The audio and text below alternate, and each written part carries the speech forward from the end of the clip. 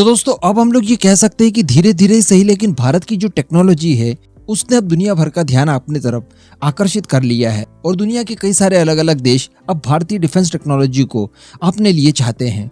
मैं आपको बता दूं, शुरुआत में ही बताया जा रहा है कि एरो इंडिया 2023 में कुल 10 अलग अलग देशों के साथ भारत की डिफेंस डील्स हुई है। जी हाँ, और इससे भी बड़ी बात जो खबर आप जानने आए हैं वो ये है कि इनमें से एक देश शायद आर्मेनिया भी है। जी हाँ, हम लोगों ने पिछले कुछ समय में देखा कि आर्मेनिया लगातार भारत से अपनी रिक्वायरमेंट के हथियार खरीदते जा रहा है। इससे पहले ये सारे हथियार वो रशिया से खरीदा करता था, लेकिन आर्मेनिया ने जो लास्ट युद्ध लड़ा था अजरबैजान के साथ, हम सभी जानते हैं कि वहां पर रशिया का जो रवैया था वो एंटी आर्मेनिया दिखाई दिया। ऐसी परिस्थिति में आर्मेनिया दोबारा से रशिया के ऊपर हथियारों को लेकर निर्भर नहीं होना चाहता। हालांकि भारत के ऊपर भी वो निर्भर होना चाहता था। इस तरह की चीजें बीच में बिल्कुल भी दिखाई नहीं दे रही थी। वो चाह रहा था कि अपना मूव अमेरिका या फिर वेस्टर्न कंट्रीज की तरफ कर दिया जाए। लेकिन हम लोग ये भी जानते हैं कि आर्मेनिया अगर अपनी रिक्वायरमेंट का सारा हथियार यूरोप या फिर अमेरिकन देशों से लेता तो दो प्रॉब्लम्स हो सकती थी। एक तो पैसों को लेकर, वो हथियार काफी ज्यादा महंगे होते और अमेरिका से हथियार लेना या वेस्टर्न कंट्रीज से हथियार लेना ये सीधे सीधे रशिया अपने लिए इसे एक थ्रेट मानता।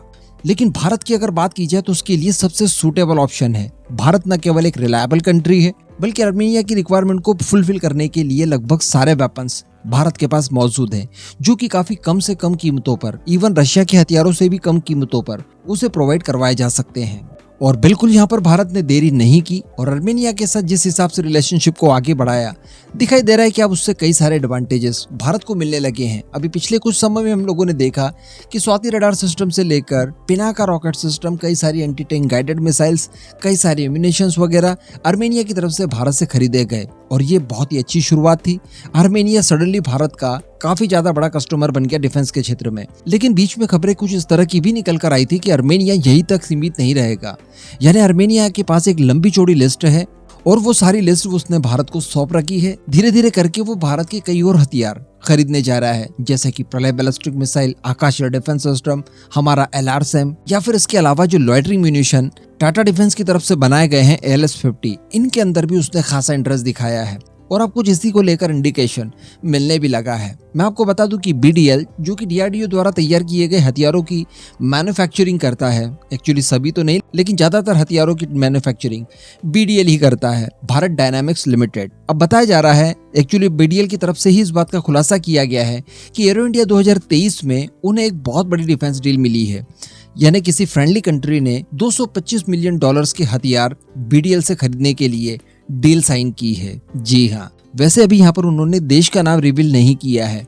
लेकिन जो संभावित देश हैं उसमें आर्मेनिया का नाम सबसे आगे दिखाई दे रहा है। जी हाँ, क्योंकि जिस हिसाब से आर्मेनिया लगातार हथियार खरीद रहा है, कई और हथियारों के अंदर वो इंटरेस्ट दिखा रहा है, तो डेफिनेटली इसमें आर्मेनिया एक नाम हो सकता है। वैसे यहाँ पर हथियार को लेकर भी अभी तक डिस्क्लोज नहीं किया गया है कि वो कौन से वेपन्स हैं जो कि इस कंट्री ने भारत से खरीदे हैं।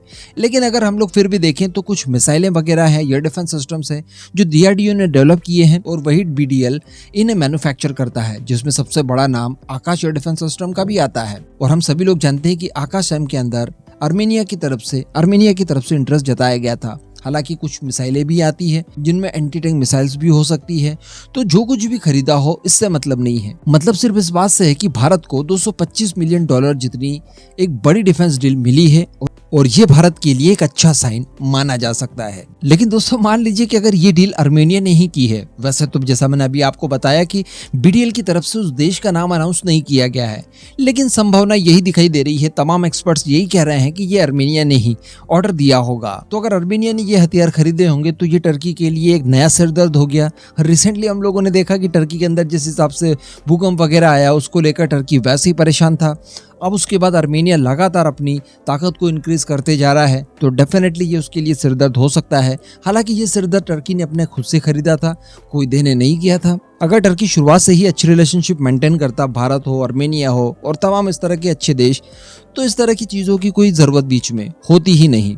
लेकिन चूंकि टर्की को ये शायद सारी चीजें पसंद थी, तो अजरबैजान को भड़काकर उसने आर्मेनिया के खिलाफ युद्ध छेड़ा। उस युद्ध के दौरान अजरबैजान को काफी मदद भी की और फाइनली आर्मेनिया को युद्ध हराकर नागोर्नो काराबाख की जमीन हड़प ली।